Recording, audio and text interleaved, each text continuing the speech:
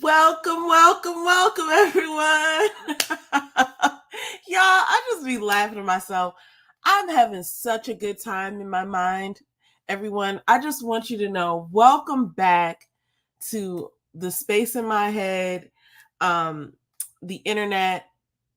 Some people call me Faith, some people call me Yes, I'm a Unicorn, some people call me some lady on the internet. But to all of those people, I say welcome. Welcome back to this channel, whichever channel you're watching from, because they're streaming from D City Life Sisters. And I'm on Yes, I'm a Unicorn. And I just want to say welcome and good evening. We're back with another live because that's how we're doing it. That's how we're doing it. We're just going live because life is live and I'm live. I just got so amped up. I actually got amped up earlier when I was watching my sister do a live, and I went and I did some other work for my job, for my day job, even though it's night. Had to do some work there, and then had some quick dinner. And then I was just like, I'm going to bring the energy. I'm going to protect my energy. I'm not going to let anything bring me down. I'm excited about going live, and that's what I'm doing right now. So that's what I'm on, guys. Hopefully my internet is a lot better tonight, and hopefully my internet is not acting a fool.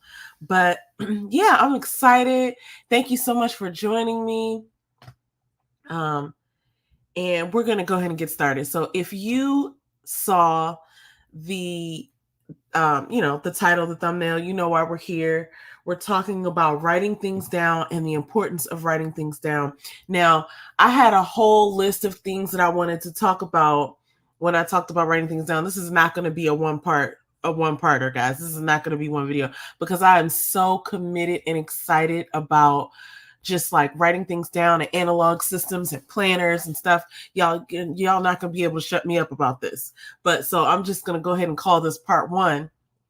But when I got to the point where I was like capturing some of my thoughts and ideas and like the things that I wanted to speak on tonight, I was actually watching something else, because a lot of times when I'm doing work, especially if I'm doing like something where I'm like organizing files or something sort of like tedious and I don't really need to be like paying attention to numbers and stuff, I'll watch or I'll listen to something in the background.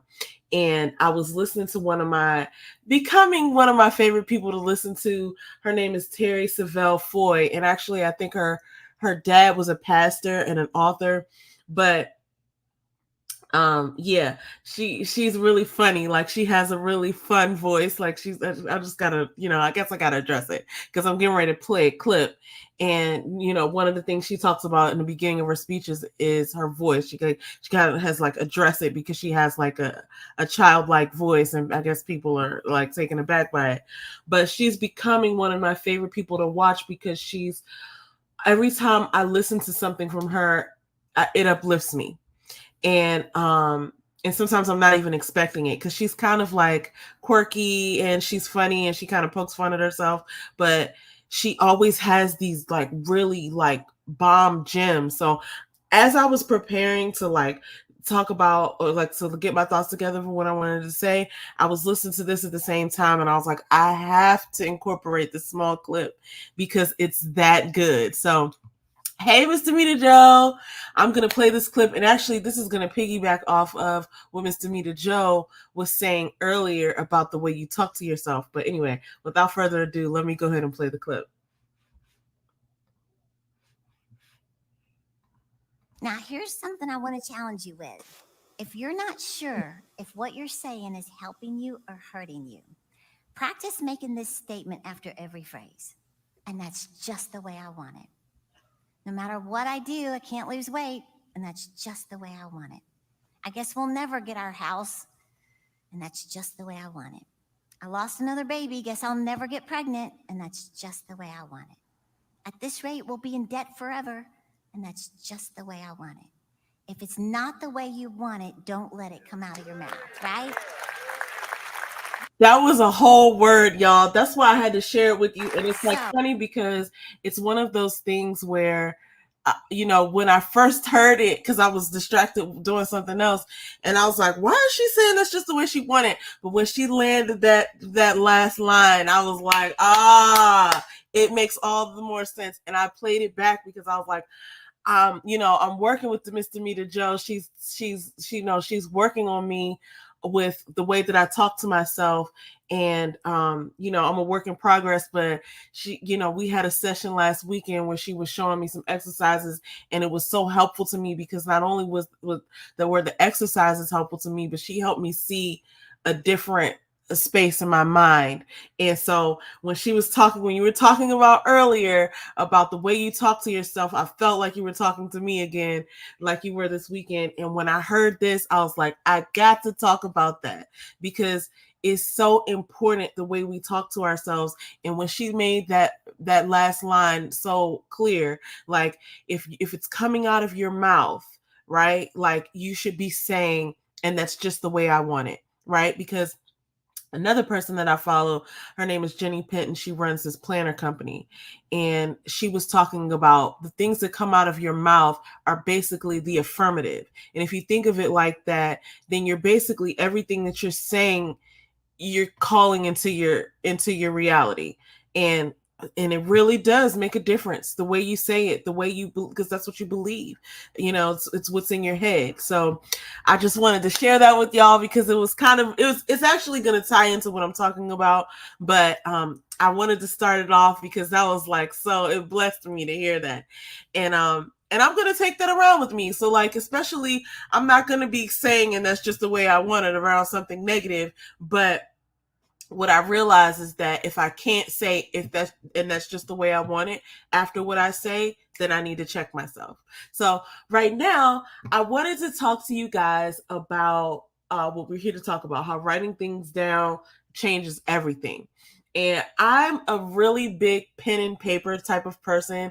Like, I understand that we're in the digital age and we're on the internet, super highway. And listen, I love the internet. You can do lots of fun things on the internet.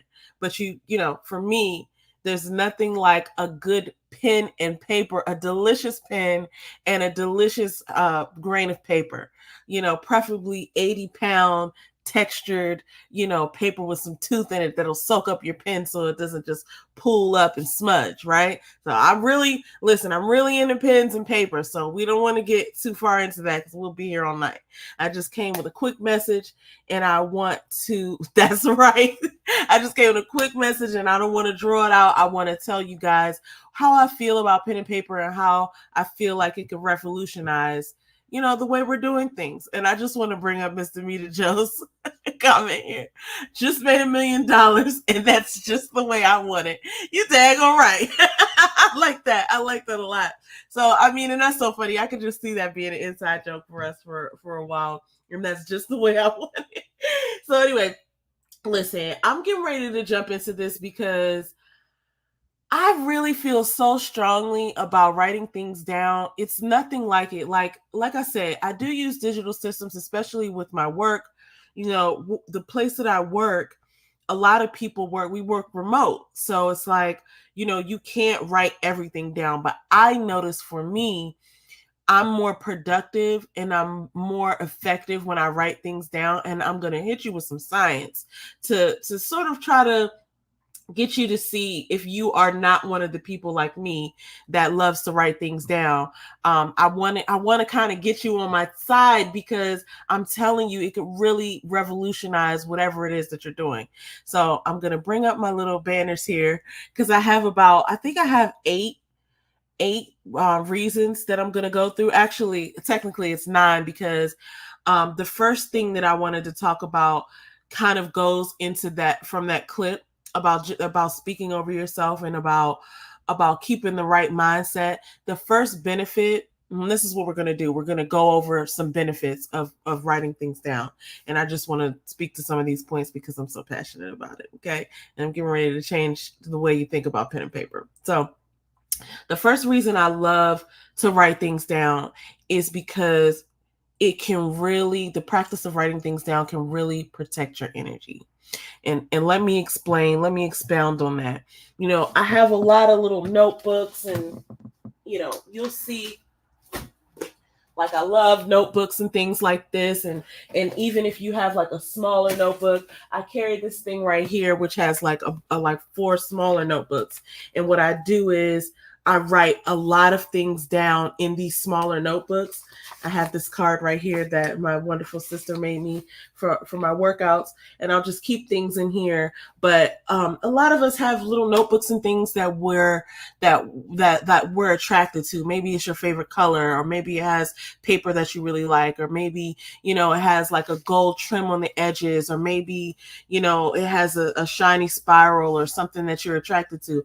I think notebooks are so personal and interesting because if you're attracted to a notebook, it's like you can really capture some of your ideas in there. And my thinking is like when you have something that you're kind of attracted to, and it evokes some sort of emotion in you, you can start to pour your energy into it. And a lot of times we find ourselves in environments where they're not so nurturing, or like maybe you don't necessarily want to share your ideas with these people around you, or maybe you don't really want to be in the environment. And just the way that you can sort of, like, used to say, like, escape in a book by reading a book, having a journal or a notebook that you really like is a way for you to pour your energy in and protect it. Right. So you don't have to share your ideas. Like, I think there's a quote out there, like, don't share your big ideas with small minded people, because it'll crush you. Right. It'll crush your dreams. Like, there might be things the ideas that you have, things that you think of, out of sleep, or things that you just are dreaming about, like secretly almost. Like, we talked about yesterday how we care so much what other people think. If you're anything like me, right. And I'm getting out of that, but it is the reality. And sometimes you don't feel comfortable sharing your ideas, especially when they're baby ideas, and you're like, oh, maybe I could, maybe it's impossible, maybe I've never seen it done before, or maybe that's somebody told you that you couldn't do it. You can take a notebook or a journal and you can pour yourself into it, and you can explore little ideas, you can explore big ideas, you can collect information, and you can put yourself into that notebook, and you can protect your energy that way. There's even journaling, right? And when I think about journaling, to me, it's a release. And I'm going to touch on bullet journaling in a second. But one of the things that I used to do at one of my former jobs is I would take my bullet journal with me, and I would sort of escape in it, right? It's like, I have to be here at this job because this is where I work right now. This is how I'm making a living. But when I open this notebook, I can be myself, right? I have to pretend and smile to everybody that, oh, I love this job and I'm here and I'm happy to, be here and doing this job. But I knew in my mind that it wasn't for me, but I knew I needed to stay there and make the money. So I would pour myself into this notebook, and I felt, well, I was building something. I didn't even realize it at the time, but I was building a bank of ideas, and having that to pour into, it was a protective force for me. So I wouldn't necessarily be like journaling like you would in a journal, but I would be pouring ideas into it, and I would be sort of escaping in my mind the physical place that I was in. So it was a way for me to have my ideas, protect, and sort of express myself, even though I was in a place where I couldn't really do that out loud, right? I couldn't really say, hey, everybody, I hate this place and I can't wait to leave, right? I couldn't really say like, everything this person is doing is irritating. And I wasn't even necessarily writing that, but it was a way that I could capture my own thoughts and ideas. And one of the things that I would do is I would create an alternative to what I was actually feeling. And that's kind of going into, so it's kind of a cheat here, but when I talk about protect your energy and pouring it into notebooks and pouring it into writing things down, it propels me into one of the methods that I use, which is called the flip it method. Also related to what Terry Savoy just said. Basically, what happens is, as humans, it's just somehow it's easier to think negative thoughts, right? It's like harder to believe positive things. And maybe that's not the case for everybody, but I have read somewhere that like the human condition is like, we just, like for some reason we believe the negativity before we believe the positivity. It's just like, hey, this person's here for you with a big check. And it's like, no, you're kidding. Like, you would believe, hey, they're towing your car before you would believe, hey, there's somebody out there that says they want to give you $5,000, right? It's just like, no, that's, you're lying. But if somebody said, hey, you just got a ticket on your car, you go out there even if you didn't drive. You know what I mean? So it'd be like, it's like we just believe the negativity for some reason. And like I said, it might not be the case for everybody, but for many people that I've encountered and for myself, it's just easier to think that, oh, I can't do it, or it's going to be hard, or something's going to happen. Like, it's just easier to think in that way sometimes. But what I like to do is I don't skip over those, right? I don't skip over anxiety. I don't skip over fear. I don't skip over negativity. I feel that. I feel that thing. And I explore it. It's like, okay, you're not going to go away, right? So let's just think this thing through, right? If things were to go poorly, this is what it would be, right? And I might not even necessarily write that part down, but sometimes I do. Sometimes I write it down. And for that, I use index cards because I don't want a whole notebook full of negative thoughts, right? But I have been known in the past to do like a flip it book. So like, I'll do one where I'll just completely exaggerate the negativity, right? Like my wonderful sister used an example earlier about being late. I'm going to use that example. So I'm late, right? I'm late. I'm on the train. There's nothing I can do, right? I'm not going to stress about it.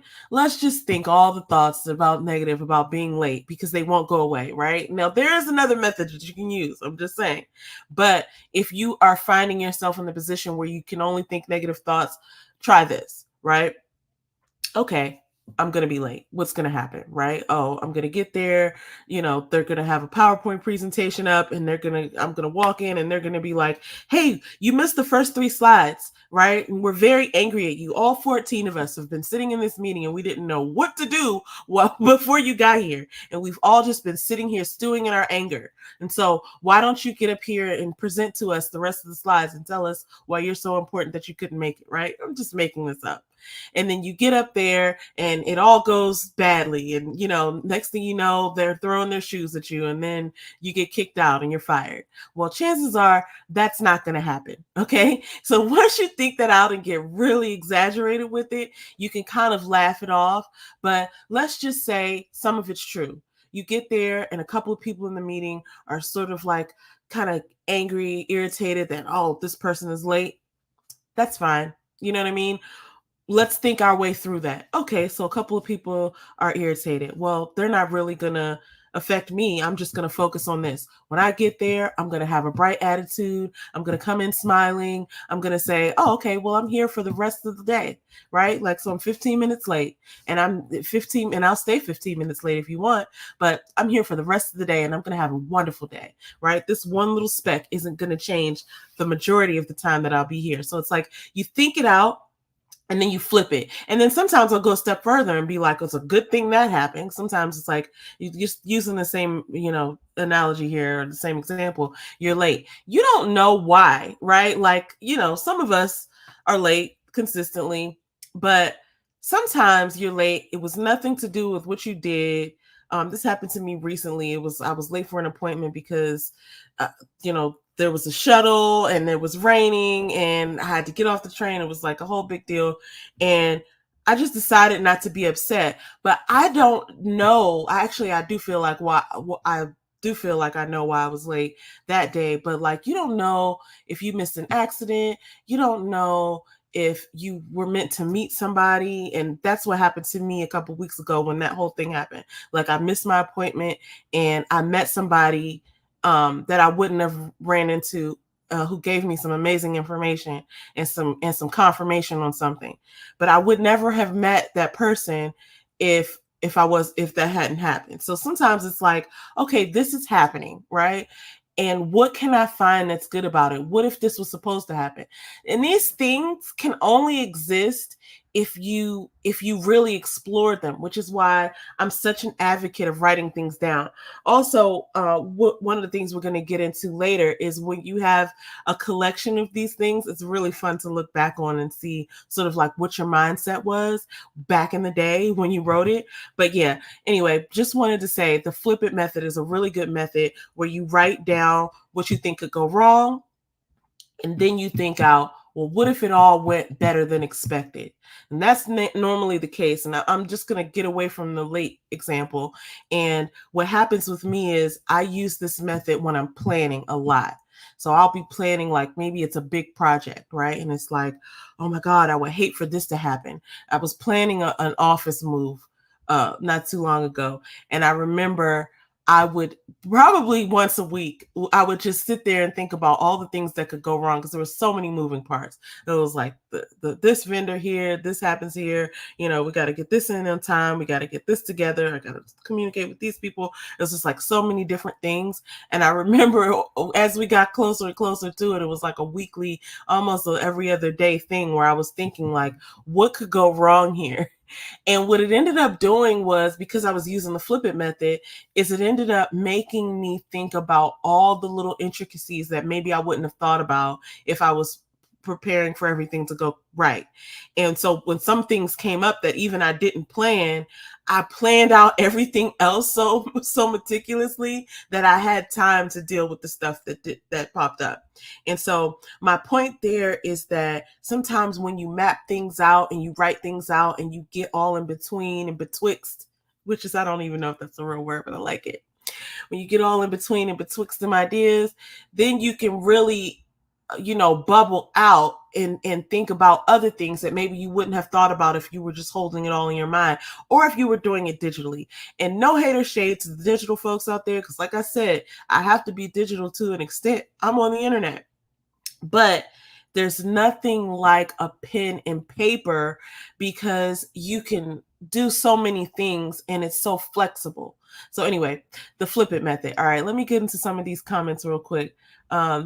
I love that just made $1 million, and that's the way. I just gotta bring that back up because that's just the real right there. Just made $1 million, and that's just the way I want it. I'm just gonna keep saying that. Okay, so Demita Joe is saying that what I'm saying is true. So sometimes, it's easy to go down the negative or the anxious rabbit hole, but it's also very beneficial to then see the other side of it. And I mean, you might even do that the other way. Maybe you're one of those people who never sees the other side of something, and you get sort of like jolted into reality, right? Like maybe you just see the best in everything and everyone and you find yourself disappointed all the time. You might use the flip it method in the other way and say, okay, this is what it would look like if everything went right like I expected to. But this is what it would look like if some of the things were off. And so what I'm saying is it's a balance. The flip it method works in a number of ways. And so that's one thing. Now let me get into some of my favorite reasons. Now, science does say, there are studies that have been done that show that when you write things down on paper, it enhances your memory retention. Now, when I say on paper, I also have one of those things. It's called a Remarkable, and I like that thing too. Do not get me wrong.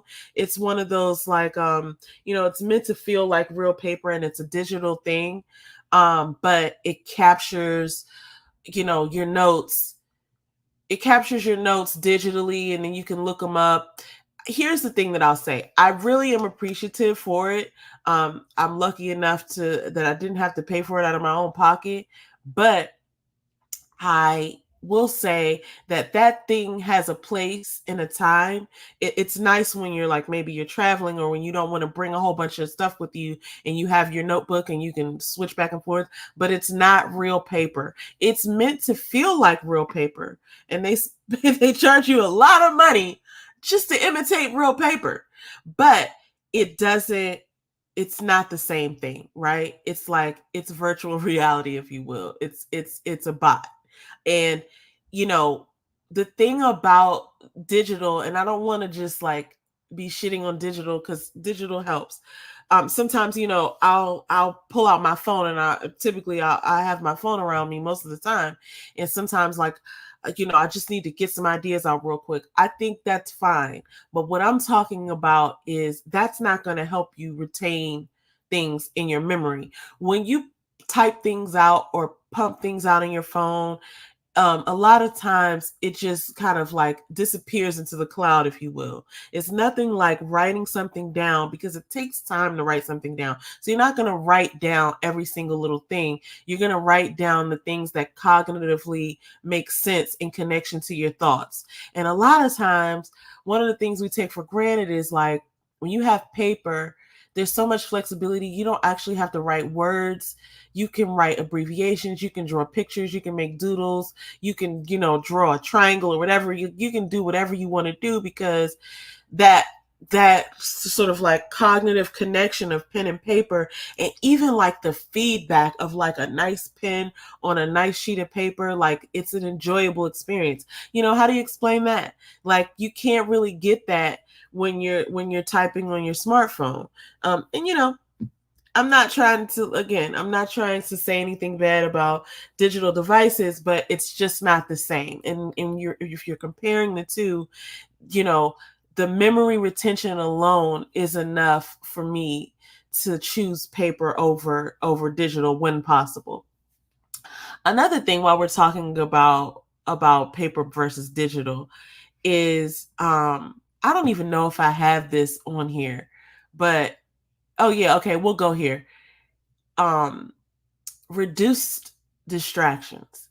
And now I know y'all can vibe with me on this. How many times have you picked up your phone to do something, like to take a note or to look up a tracking number or something, and you get distracted before you even get to what you get? Like, it's like you can't even really call it a distraction, because you didn't even get to the thing to be distracted by something else. It's like I pick up my phone, I'm like, oh, let me see if my sister texted me. I literally undo my phone, and then I immediately see a notification. Oh, I got an email. Let me click on the email. Oh, there's a sale in my email inbox. Let me go to the sale, right? Oh, I bet they have a better price on Amazon. Let me go to Amazon. Oh, let me track my orders on Amazon. Oh, Amazon, let me go look at my bank balance, right? It's just like, okay, I've done 10 things on my phone, and then I put my phone down, and now it's 2 hours later, and I'm like, oh, I wonder if my sister texted me. So it's like the number of distractions on my phone. And then that's not even to mention like the stuff that pops up, like news headlines, or, people going live, like, and how many of y'all have done that? I've been on Instagram before trying to click something on my phone, and then a live notification pops up, and I accidentally click the live notification, and I'd be the first one in there, and it's like, oh my God, I didn't even mean to click your live. So those are just weird moments, that happen to me. But the amount of distractions that happen on your phone are crazy. And when you think about, I just need to write this thing down, or I just need to be one with my thoughts, there's nothing better, in my opinion, than some paper and a pen or a pencil, or even an index card. Oh, I'm a big advocate for index cards. Index cards are amazing. Chef's kiss, amazing. But when you have an analog system set up, even if you're writing in a paper planner or a notebook or an index card, or even like, I like to get this big graph paper from the office supply store back in the drafting section, and I'll just go to town. And I'll be like jotting out things and mind mapping. Like, one thing will lead to another thought, and that thought will lead to another thought.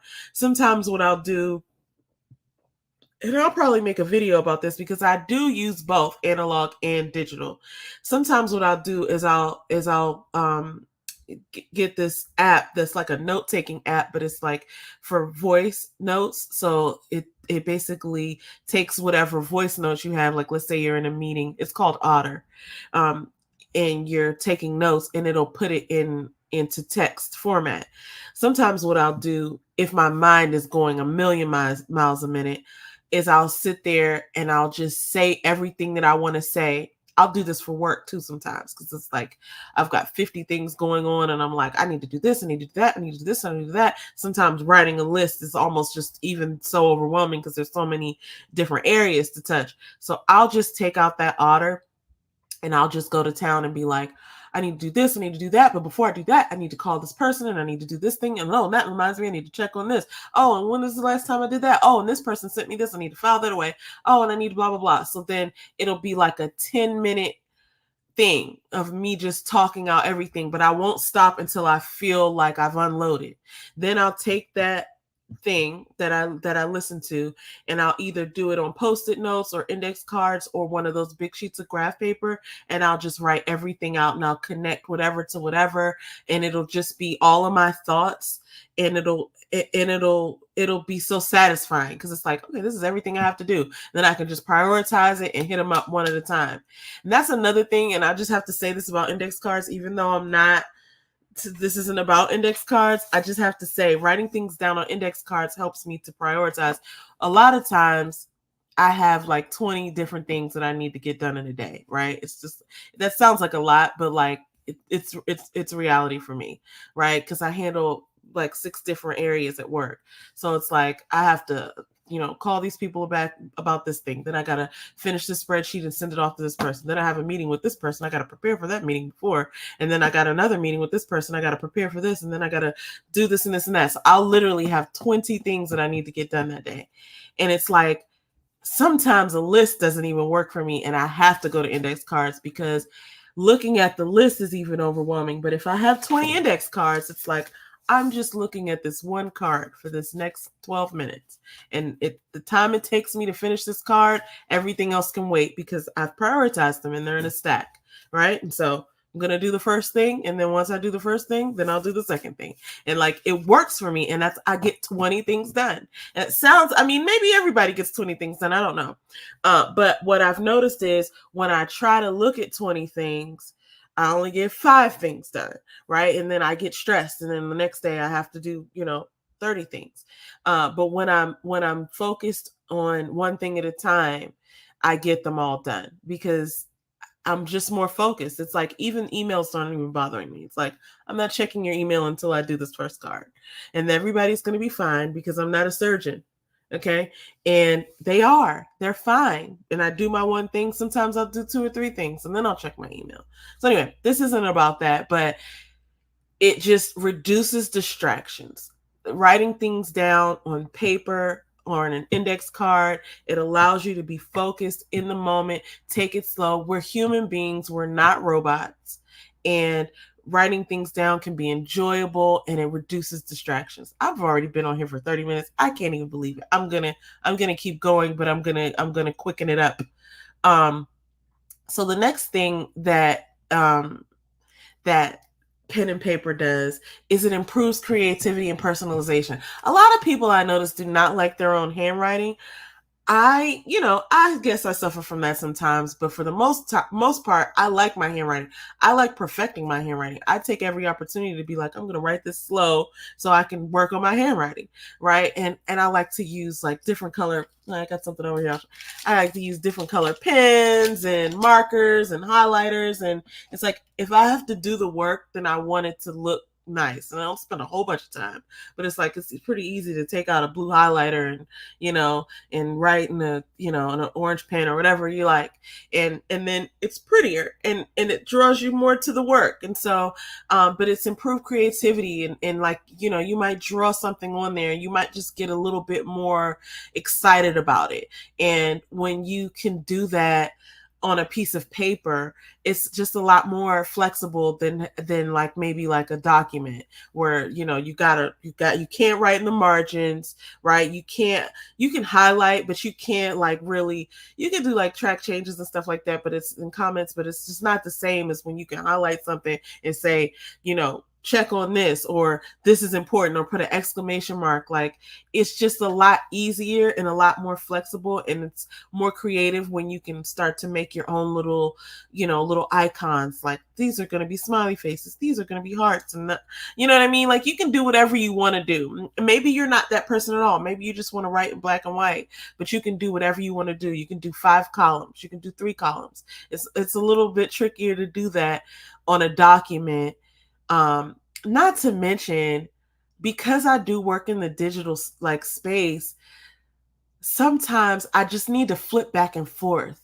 And it's like having so many tabs open just hurts my brain.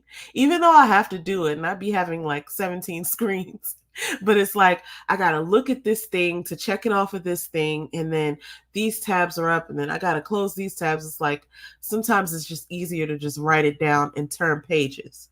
And I know I got it right here in my notebook, or I got it on my cards. So improve creativity and personalization, that's a thing. All right. Spatial awareness and flexibility. We already kind of talked about flexibility, but spatial awareness, I just want to touch on this because one of the things that I also like to do is, like I was talking about when we did this move, I was able to just like jot things out and put squares, like this is going to be a bookcase and this is going to be a chair. Sometimes I need that for other things too, not even necessarily like a move, but like how much time I'm taking to do a thing. How many of us have an issue with putting too much on our plate and then thinking that we're going to get a whole bunch of stuff done? Like, I'm guilty of this on the weekends. Like, I already told you, sometimes I have to do 20 things at work.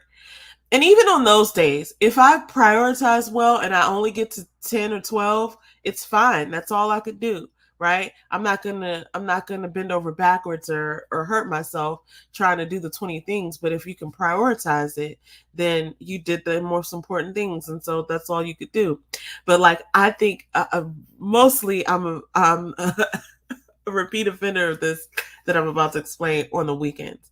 For some reason, I wake up on Saturday morning like Superman, and I'd be like, I'm going to do 20 hours of things in the next 10. And it's like, I don't even make the connection that like, this is going to take 2 hours to do this one thing, and this is going to take 3 hours to do the second thing. And it's just like, it's easy to lose track of that. So what I like to do is I'll write bigger when something takes more time, right? So like, let's say it's going to take 3 hours to like clean the bathroom, which is not the case, but we're just go with it. We're here. Okay. It's going to take 3 hours to clean the bathroom. I'm going to write clean bathroom large. And then it's like, call mom. That'll be smaller. So when I talk about spatial awareness, it's like, you can't really do everything. Everything doesn't take the same amount of time. Like, you can double up. I mean, I can do laundry and something else because I'm not physically washing the laundry. It's like, it only takes 10 minutes to like sort out and put some stuff in the laundry, and then I can go and do other things. But like, not a lot of things are like that. They're not built like that. You kind of have to focus. So when I look at like my day and the time that I have, it's interesting to think about spatial awareness and flexibility. And flexibility we already touched on, but it's like you can just do so many things with paper, like write big. And it might just be silly to do that on a Google Doc, right? Like, oh, I'm just gonna make this 127 point font. It's like, why bother?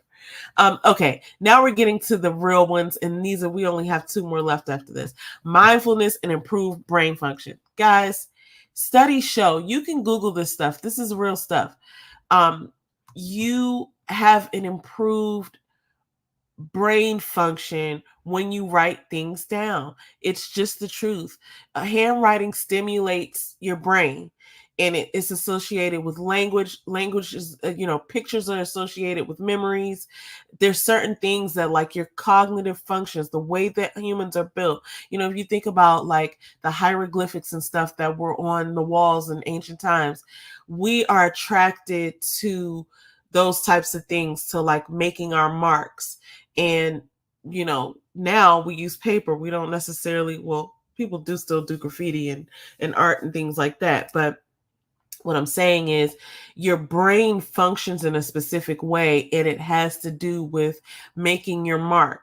And so even mindfulness, like I touched on this a little bit earlier, but when you're thinking about writing something down, you're not going to write down every single word that comes to your mind. You're going to kind of paraphrase, you're going to bring it back, you're going to abbreviate, and those things, you're only going to write things down that have the most importance or the most impact. And so it improves that when you're writing things down as opposed to just typing everything out. Sometimes I'll be typing things and I don't even remember typing them. It's like it's just like I'm thinking, which is it's a benefit sometimes, right? You could just mindlessly type, but sometimes I go back and read my notes and be like, did I write that? Like, and I did. It's my notes, but it's like I didn't even connect to that, right? Like it happened so sort of like beyond my spectrum that it's a little scary if you think about it. It's like my brain is automatically functioning without my sort of like sign off. So that's another thing about writing things down is like the mindfulness, and your brain is really a part of sauce. Like you're actually aware, present, functioning in the moment. So there's that. Okay, two more, guys.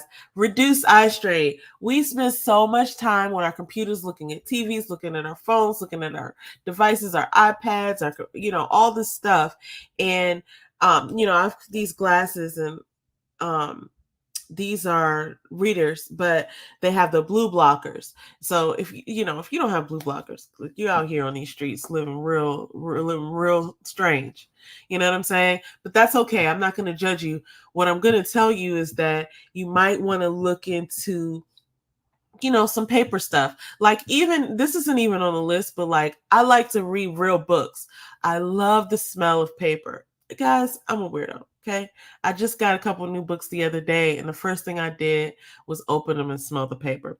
And I do that every time I get a planner. I do that every time I get a notebook. It's just like, I don't know. I don't know what I'm looking for. Well, I do know what I'm looking for. It's that beautiful new paper smell. And that's another thing that's not even on the list, guys. When you write things down on paper, you get to smell the paper. And that's the best part of life.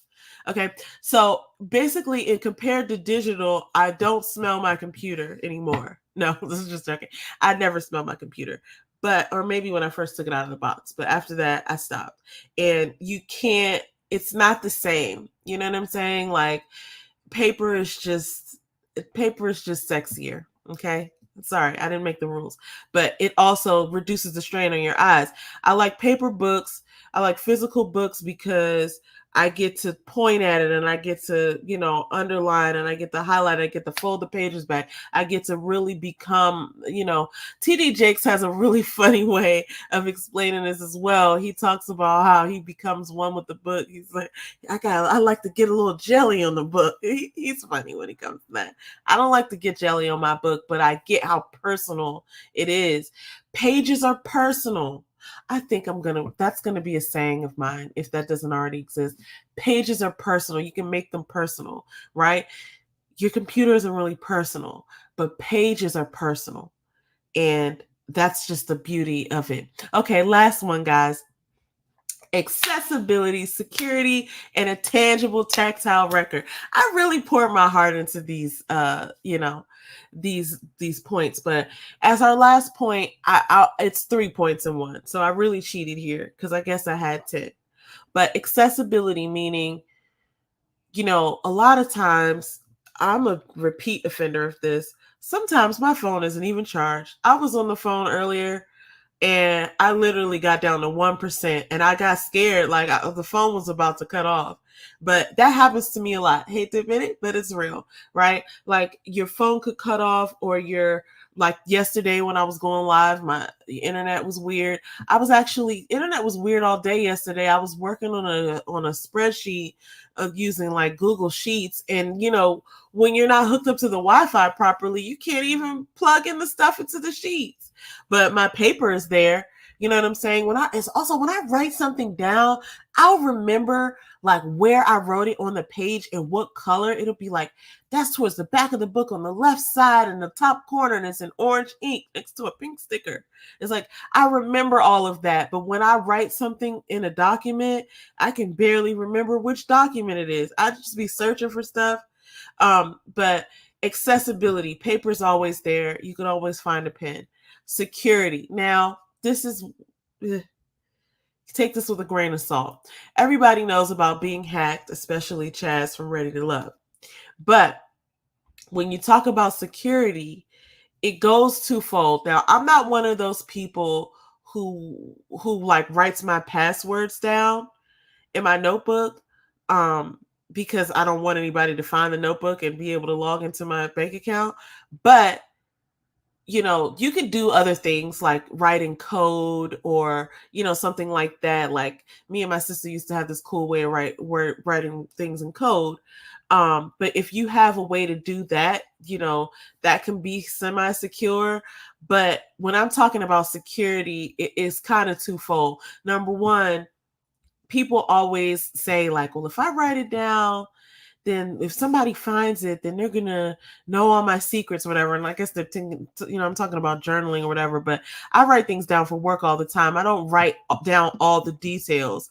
And then I think it's a little arrogant to think that way sometimes, as if like, you know, I'm not some, you know, I'm not Beyonce. It's like nobody's gonna find my journal and be like, I'm gonna sell this on eBay. It's somebody's journal. Like, you know, you might be curious about it, but especially if you don't know the person, you probably wouldn't care. Like I can't ever remember picking up some random notebook. I barely want to touch the buttons on the elevator. So I'm not getting ready to go pick up somebody's notebook and go flipping through that.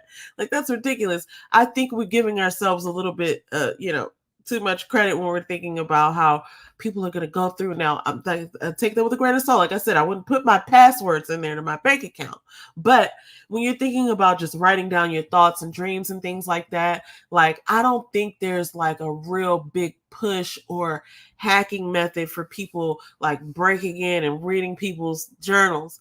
Maybe that's a thing, but I don't think people really care. I don't think it's as valuable to other people as it is to you. So security works in a couple of ways there. But what's really nice is, you know, when you're talking about like your thoughts and feelings, I would be more concerned about somebody like finding you know, the link to something that I wrote, or like if I have my laptop open, like I would think, you know, and it's more accessible to the world. If somebody gets into your email, it's more likely, you know what I'm saying? Like I don't know. I feel like security it's a twofold type of thing, but I feel like my ideas are more secure in my notebooks. I feel a sense of security when I'm writing in my journal because I don't feel like I'm going to accidentally share the link or somebody's going to come up into my files, and you know what I'm saying? Like I feel a sense of security when I write in my notebooks and my journals. I don't know. I guess it's a personal thing. But the last thing that is the most beautiful thing about writing things down is having a tangible tactile record. There are so many times that I'll find like an old notebook and I'll go through it and I'll just be reading the pages, and a lot of the stuff that I had dreamed has already come to pass. And it's so interesting to be thinking like, wow, I really wanted this thing. I really wanted this car, or I really wanted to get into this program, or I really wanted to do this type of work. And here I am like, or, oh, I did that 2 years ago. That's interesting that I was writing that 5 years ago. And that just happened 2 years ago. Like I didn't even put it together that, you know, I've been striving towards this thing and it's actually come to pass. A lot of times we forget who we were and what we were going through then. And then we have what we have now, or we're looking at the past. And I call out a couple of people in my life for doing this because we are all guilty of this. But it's like you kind of beat yourself up like, oh, I should have done this, or I should have done it this way, or I had all this time, I could have handled this way. But it's like, no, you were doing the right thing the entire time. You had your eye on the ball. You were focused on what was the priority at the time. Now, just in retrospect, because you don't have a tactile, tangible record, you're just kind of beating yourself up thinking like, oh, I could have done that better. But if you go back and look at what you were actually doing, if you have the access to that, then you'll see that, like, oh yeah, I forgot that was happening. I forgot I bodied that, right? Like I handled that thing. So, having that record is very valuable. And a lot of people in my community and the planner community, they talk about, keeping journals and things for their children. Like, I do think that's very cool when, sometimes when people sort of pass away or whatever, and you find their old journals, like your grandma's old journal or your great aunt's, photos and stuff like that. It's really cool to have that tangibly. And I don't really think, and I could be wrong here, but I don't really think we're going to feel that sentimental about digital files. I don't think we're going to really feel that connected to our humans that we're the offspring of by looking at their old emails. I don't know, we might, but I don't see that happening. It's nothing like seeing someone's handwriting and the paper, and even like, like the worn and tethered, notebook, and the color changed, and it's just like an antique, and you're like, wow, this was from 1934. This is really amazing that this person was writing this, and they were here at this particular time. Like, I think that's a lot cooler than what our folks are going to find 60 years from now, which is like old emails, like to whom it may concern. And I don't know. Listen, I'm not trying to shit on anybody's lifestyle. I'm just saying, for me and mine, we write eyes on paper, okay? And we're keeping digital files. We're doing all the things, everybody. Hey, we're on the internet. So let me know what you think in the comments. Do you like digital versus paper? Do you prefer paper? Do you like a specific kind of pen? Okay, we're going to get into all of this on these lives, honey. We about to go live every chance we get, because this is what it is. But I want to know, do you prefer paper and pen or paper and pencil, or do you prefer digital? What's your paper life looking like? Do you have a paper planner, or do you use Google Planner, or what do you do? I'd really like to know. So thanks so much for watching. If you're watching on the replay, make sure that you like and share this video, subscribe. I'm on a mission here. I don't really know exactly where I'm going to end up, but I know that I'm going to go live more, and you're going to see this face. Okay? So get used to it. Okay. So Mr. Mita Joe says, I love paper and pen. That I know about my good sister. And her handwriting, I'm just going to show off my sister's handwriting because we're here, everyone. She made this card for me because she's helping me with my fitness journey. Look at this handwriting. She wrote out all of these exercises for me to do. I'm just going to swipe it across like I'm Vanna White. But look at that. You wish your handwriting was that neat. I do. But, listen, we can all strive to be better. But Mr. Mita Joe definitely loves paper and pen. We have that in common. And she said, ooh, and a good mechanical pencil is good too. I love me a good mechanical pencil, but I really like those. It's nothing like a fresh bouquet of wooden pencils. Okay. And I say that because it's from a movie, You Got Mail, I think, with Meg Ryan and Tom Hanks. But when that line was spoken in the movie, I remember thinking like, oh my God, someone understands me. A fresh bouquet of pencils. I don't know if you know what I mean by that, but like the way a freshly sharpened pencil smells, and like to have like 12 of them sharpened and just ready for your use. It's just a beautiful thing. And so sometimes I'll sit there and I'll sharpen like 4 or 5 pencils. I just did it the other day, and I put them on the table, just like ready to go. Like we get ready to just write our life out. That was another thing that I had written down that I wanted to say as I'm ending this. There's this idea that, you could actually write your future. I might have even put that in the thumbnail. Like, one of the things that I like to do is script out what I want. And that's kind of like what we talked about with the flip it method, is like focusing on what you want. And that's a beautiful thing about writing and having that tactile record, is to write what it is that you're striving to do, what you really want. You can actually write your future out. And that's how I look at paper. So anyway, thank you so much, Miss Demita Joe, for the love and for the participation. I'm going to be going live more often, as you know. But thanks everybody for watching, and I hope that you enjoyed the live. Let me know below and comment, and let's talk about it. This is only the first of many, so let me know what your preferences are: paper, pen, pencil, all that good stuff. Thanks so much for joining. Bye. See you next time.